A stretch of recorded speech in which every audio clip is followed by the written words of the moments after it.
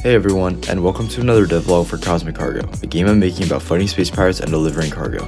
In the last video, I gave the cargo system a big overhaul. The old ship looked like a fighter jet, so I changed it to look more like a cargo ship, and I added cargo crates to get loaded and unloaded by these delivery drones. These changes were good, but the game still looked really boring. So to fix that, I'm going to be adding two new features to my game, lighting and destruction.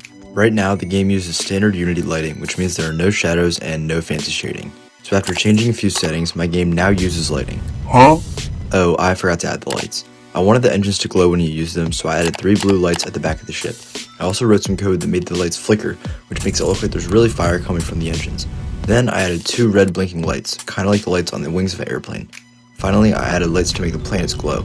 The game already felt more alive, but there was still one more problem. See these health bars? Yeah, they're pretty ugly, and for a long time, I didn't know how to replace them. I thought about putting them in the UI like the fuel and oxygen bars, but I wanted the health to feel more alive. Then I had the idea to make the ship look like it's actually taking damage. Maybe it would start to catch on fire, or little sparks would fly off the ship if you scraped an asteroid. And with the new lighting system, I thought this would look really great. The first part of this was the sparks. I drew a quick spark animation that I could spawn on the ship, and then brought it into Unity.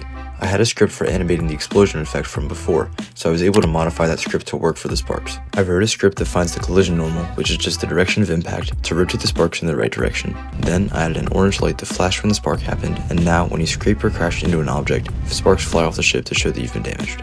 Next, I wanted the ship to start catching on fire as you took damage. I reused the particle system from the engine thrusters and tweaked it to look more like fire. Then I created a list of different positions where the fire could spawn. The first fire starts when you're at 80% health, then 60%, and so on until the whole ship is flaming. I also wanted to add a shield effect to the ship. I didn't want to just do a simple shield bubble, I wanted to do something more detailed. So I wrote a custom shader that rendered this cool hexagon shield effect that ripples when you get shot.